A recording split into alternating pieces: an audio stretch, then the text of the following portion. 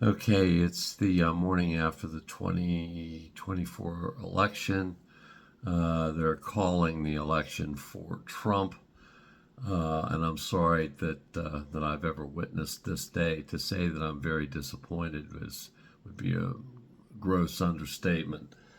Um, all I can say is that number one, that Americans apparently are okay with having a convicted felon, a guy who was an insurrectionist at the close of the last election, which is the primary thing, the primary objection to me. An insurrectionist.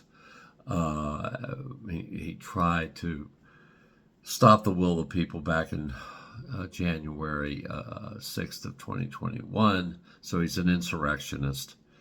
Like I said, he's been a sexual predator. He consistently lies. He he was bumbling nonsense. He's probably voters were criticizing Joe Biden and about his mental abilities. Biggest reason for having him drop out of the race. Uh, to me, he had his former chief of staff basically say that he was a fascist, and many academic types have said that he's a fascist. So, in a certain sense, and I know that all the Trump supporters basically say this is all a bunch of baloney. They're just picking on our guy. But it's not a bunch of baloney, not by any stretch of the imagination. And now we've got his crony Elon Musk. To say that I'm angry and disappointed is it just doesn't even come close to describing the way I feel about this whole situation right now. Um, to me, we fought against fascism in World War II, and to elect Trump is basically, to spit on the graves of all those brave soldiers who died on the beaches of Normandy. Yeah, Ukrainian independence from Russia is probably just a pipe dream now. I mean, I don't see how Ukraine as an independent state can continue to survive now that Trump is reelected. Uh, Clearly, NATO is bound to be a lot weaker. The Europeans I think, have really got to question Trump's commitment. I don't know, maybe he's just bluffing to get them to cough up more cash. But the situation with NATO is going to be a lot more iffy. Um, Now, his thing about deporting all of the 14 million illegal immigrants, we'll see how that works out. That will be extremely disruptive and costly. He didn't follow through in his first administration. He only deported about a tenth of what he said he was going to deport. Didn't finish the fence. But it's looking like he's going to probably control both houses of Congress. So in a certain sense, he should be in a position to have more efficiency. And now, of course, with the loyalty oaths, just like Hitler did when he took over basically as dictator, and he was elected too, requiring loyalty oaths of his generals. And now, of course, Trump's going to require loyalty oaths, just like Hitler, but we have been warning about this. But of course, I'm a nut, uh, it makes me sick. It just makes me sick. But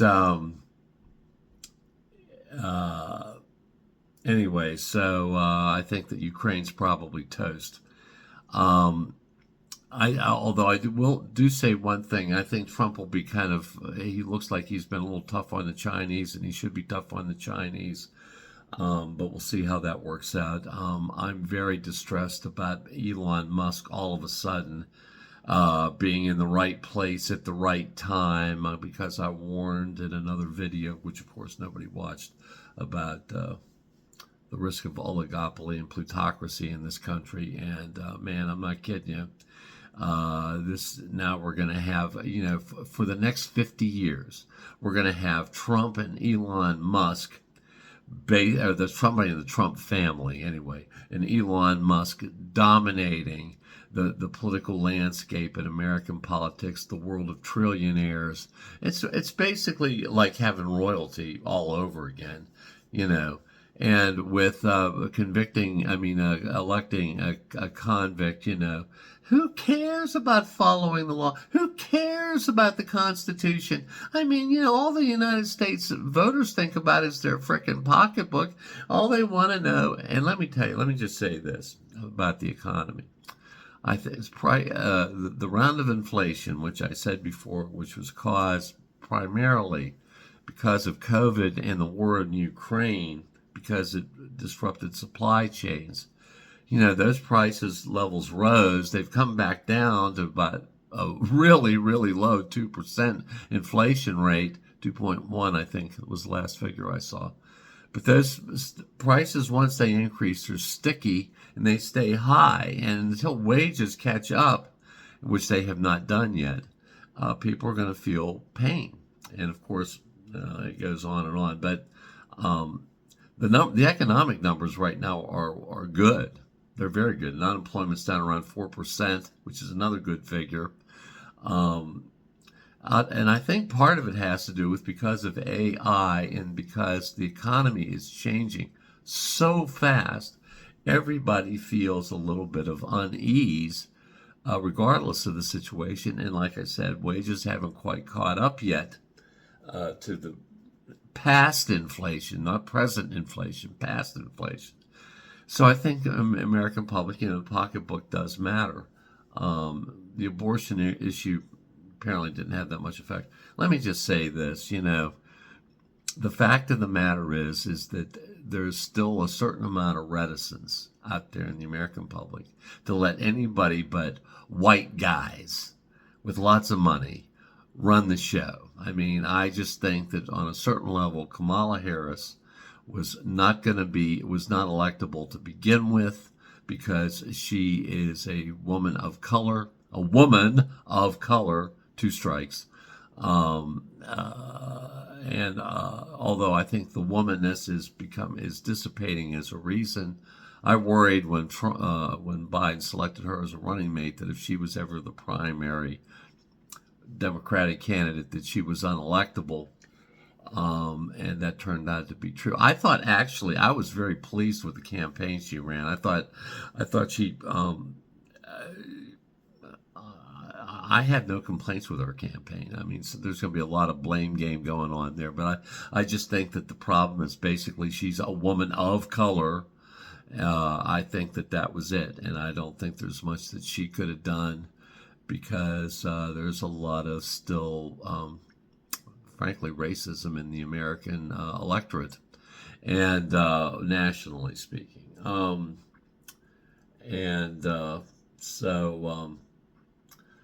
But I'm very disappointed, and I don't know what else to say.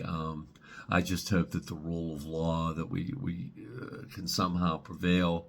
I just don't see how it can. I'm a lawyer by profession, and I'm sick at my stomach. And now, of course, we've got at least two justices on the Supreme Court who take gifts, substantial gifts, worth hundreds of thousands of dollars from known Republican donors sitting on the Supreme Court. And we've got a Chief Justice who then they write an opinion that basically gives a lot of, presidential immunity. So we might as well have a king. What the heck? Let's just have a king. But now, of course, it doesn't really matter because I guess Trump is probably going to pardon himself. That doesn't necessarily get him off of the hook for the state charges. But what's a state judge in New York going to do about a president-elect in terms of sentencing, in terms of that? I don't know the ins and outs of all that, but unless, John Roberts steps up to the plate again and bails Trump out and says the state, even as though it's a state proceeding, federal supremacy clause, you can't have the states imprisoning, a federally elected president. It's just, justice delayed is justice denied, and that's been the case here. The rule of law hasn't worked. It's proven that if you've got lots and lots and lots of money, you can wear out the judicial system, and that the rule of law really doesn't matter. I've done a lot of indigent criminal defense in my life, and I always felt like I had no money. I don't care what the law is, okay? I don't care what the law is. If you don't have any money, or if there's a lot of money involved, it's going to affect the outcome. And, without having money to back up rights, the rights don't exist. And I'm sick to my stomach. America has really just shot democracy in the foot.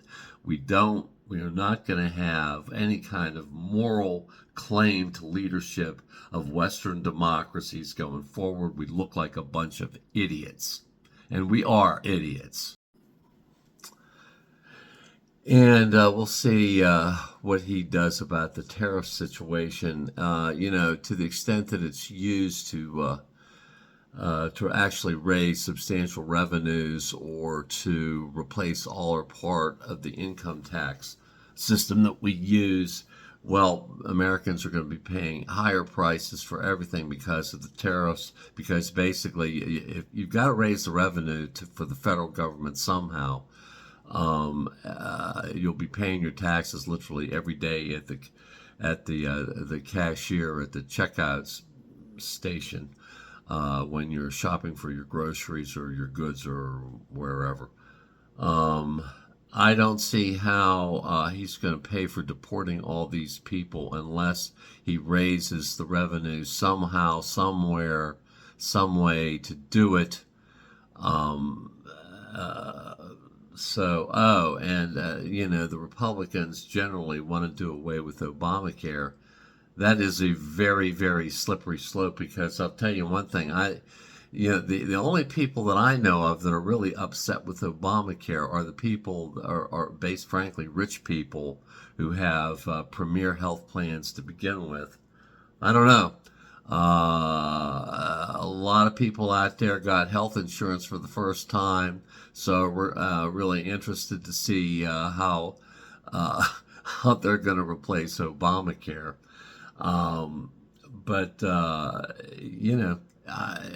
It's looking like Trump is probably going to get a majority in both the House and the Senate. So there's not going to be any excuses if things go bad for the economy at this point, because he's right now, inflation is low, unemployment is low. He's going to have both houses of Congress, so they're going to be going into this, the next year or so. I mean, it's going to be, just freewheeling and dealing for the Republicans, and let's just see if they.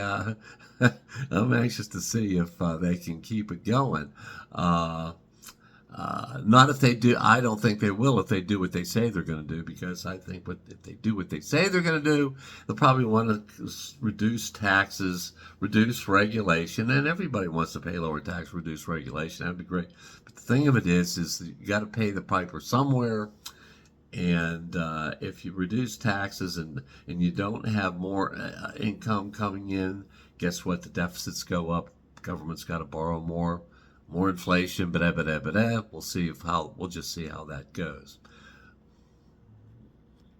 And God only knows what's going to happen to the environment. I mean, the Republicans have they have no conscience when it comes to the environment. Doesn't matter about rising ocean levels. Melting polar ice caps. The ocean currents are going the wrong direction. The ocean temperatures are higher. Fish are dying. More greenhouse gases. Potential smog. I mean, you can kiss environmental regulation right out the window. And you know what? Our kids and our grandkids are all going to suffer, and it's going to have political consequences, because it's going to affect migration patterns, etc., etc. Disaster. Yeah, and I have to confess that I'm a little bit ignorant on the law of pardons here. I assume that Trump probably could technically pardon himself, I guess, for the federal cases, the January 6th insurrection case and the illegal retention of documents case down at Mar-a-Lago.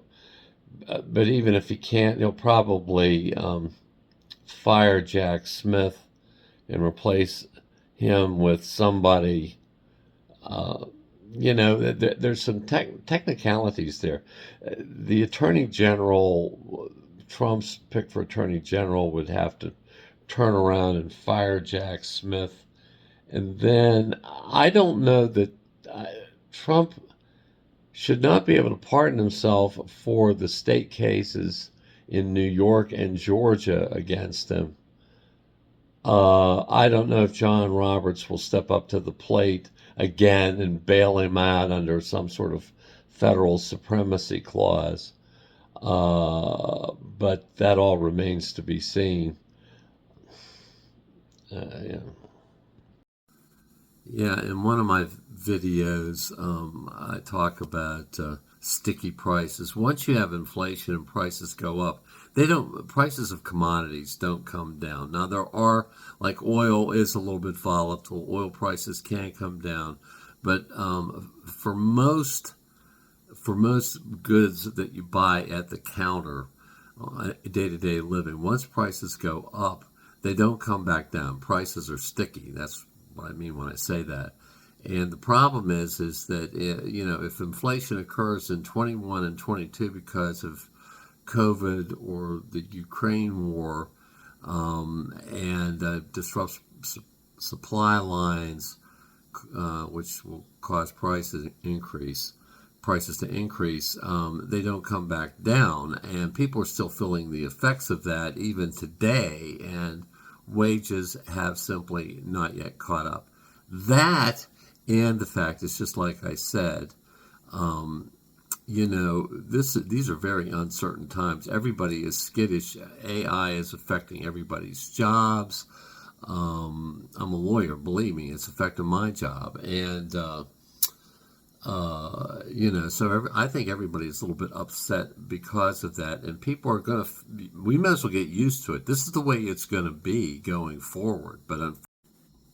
And the other thing is, if I go out to my car, I turn on the radio, there's going to be a Latino radio station on. Even in my building, there's some folks that obviously do not speak English very well, if at all. These things, I think, bother Americans and accentuates the immigration issue, and so people are very conscious of that kind of stuff, because it makes everybody uncomfortable to feel like all of a sudden they're in their own neighborhood, they're living in a foreign land. Now, earlier in the year, Biden and the Republicans came up with a border deal, but Trump nixed the idea and proven that he cared more about getting reelected than fixing the border issue. But of course, that the American public is not really aware of all that stuff. Ultimately, Biden did just sort of act by executive order, and the border situation right now is actually in pretty good shape.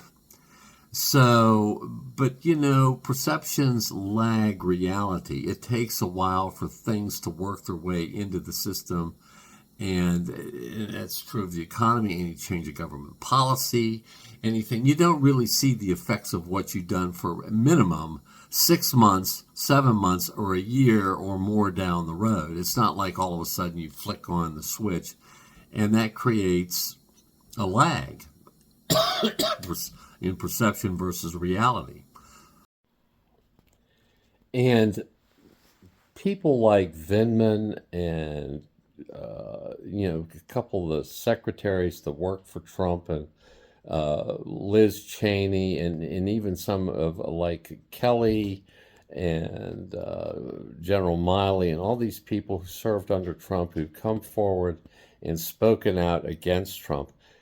I mean, those people did so with a considerable amount of courage to do what they did. Who is going to want to be a whistleblower when they see something that our government officials do wrong, if the American electorate doesn't do anything to throw the official out? This is one of the biggest, scariest things about now re-electing Trump, because people are going to be very, very afraid to be whistleblowers to call out public officials who do wrong. It's going to be scary going forward, and I feel really sorry for those people because it's just terrible. Oh, and talking about trashing the rule of law, look at like Giuliani and Eastman and the lawyers that have been disbarred from the Trump administration. Look at Bannon, look at Paul Manafort with the Russian connection there, and all these suspicious characters and people that have been disbarred, gone to jail. I mean, the American voters who have supported Trump have just thrown the rule of law into the trash bin. And, in a sense, the American voters are now supporting oligopoly, plutocracy, and banana republic or worse. It's just, it's unbelievable how bad this re-election scenario is. And I'm left speechless. And then you have a Supreme Court with at least two justices receiving hundreds of thousands of dollars worth of gifts from known Republican donors. And then you've got a Supreme Court that's willing to grant a president broad immunity from criminal prosecution that basically allows him to be a dictator. And then you've got Elon Musk, who just got a 50 billion with a B bonus from one of his companies, who's going to soon be a trillionaire, basically buying votes in the swing state of Pennsylvania. And you've got all that, and you know what, folks? It's all about the frickin' money. And then our voters are willing to sell out. You know what? It's moral bankruptcy on a United States 330 million people strong scale. Scary. And then, on and on and on. It's money and power politics. It's like mob rule, lynch mob rule, as opposed to, an American public that's willing to support the rule of law and government that's based on some notions of reasonableness, fairness, and like I said, the rule of law and our Constitution. It's disgusting. And for those who voted for Trump, if you happen to see the ghost of George Washington and Ben Franklin and our founding fathers, you may want to run real fast in the other direction because they are not going to be very happy with you. And just to make another point I've made before, but of course nobody cares what my opinion is, but there's too much information out there that the Russians or Putin have some kind of extra influence on Trump. Now, a lot of people, I guess most people must poo-poo that, but I think the evidence is out there for that, and to me that would be enough never to vote for Trump. But I think that Putin is probably very, very happy that he has Trump in the White House. I don't know if our allies are, but I think Putin's very happy. And a conclusion that I have to draw from the election is that the American public is too willing to sell out to their pocketbook, that their pocketbook is of primary concern and not the maintenance of respect for the rule of law and for our constitutional institutions. It's sad and it's sickening, and any notion of somehow that Americans are inherently morally superior to anybody else in the world is just a totally ridiculous notion. As a matter of fact, if you compare the inflation rates and the unemployment rates to 1930s Germany versus today's inflation rates and unemployment rates, and I raise that is because when Hitler came to power in 31 somewhere in there versus this election for Trump, Americans are just pathetic, beyond pathetic in terms of willingness to sell out.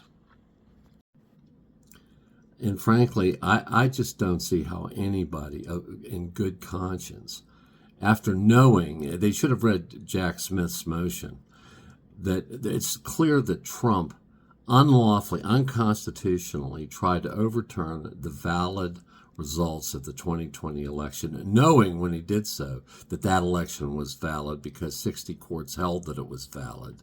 And nevertheless, much like a dictator would do, try to overturn the will of the people who voted Joe Biden president in 2020. So on January 6th, basically, Trump clearly committed an insurrection, was an integral part of it, really, for all intents and purposes, instigated it. And it's basically the domestic equivalent, as far as I'm concerned at least, of treason. And you know, the second time around, if it wasn't for Mike Pence and the brave acts of one or two people in crucial instances, Trump would have gotten away with that. And now he's going to require loyalty oaths of people. And so there's not going to be anybody that's going to stop him the next time he tries to do something untoward. And for the American voters to give him another bite at the apple to do something like that it's beyond, it's just reprehensible. It just drives me absolutely stark raving crazy. What more can I say? I mean, and frankly, Fox News and a lot of the right-wing programming bear an immense responsibility for a lot of this. They've done nothing but trash the Biden administration from day one, never made any attempt to give the Biden administration a chance, just constant slanted news against this administration. And then the other thing is, frankly, a lot of Christian leaders, about, I don't know, just way too many of them, basically endorsing Trump, basically who is about the most anti-Christian in terms of teachings of, Christ and the notions of morality that are found in the Bible as one could possibly imagine. Nevertheless, they support the Donald, and they do so probably, I'm not going to go there, but in any event, they bear an immense amount of responsibility for all of this, for basically endorsing basically a would-be dictator and not upholding democracy and our Constitution. The bottom line is, I've lost a lot of faith in the American public. I think that we have basically ushered in the official start of the plutocratic period in the United States.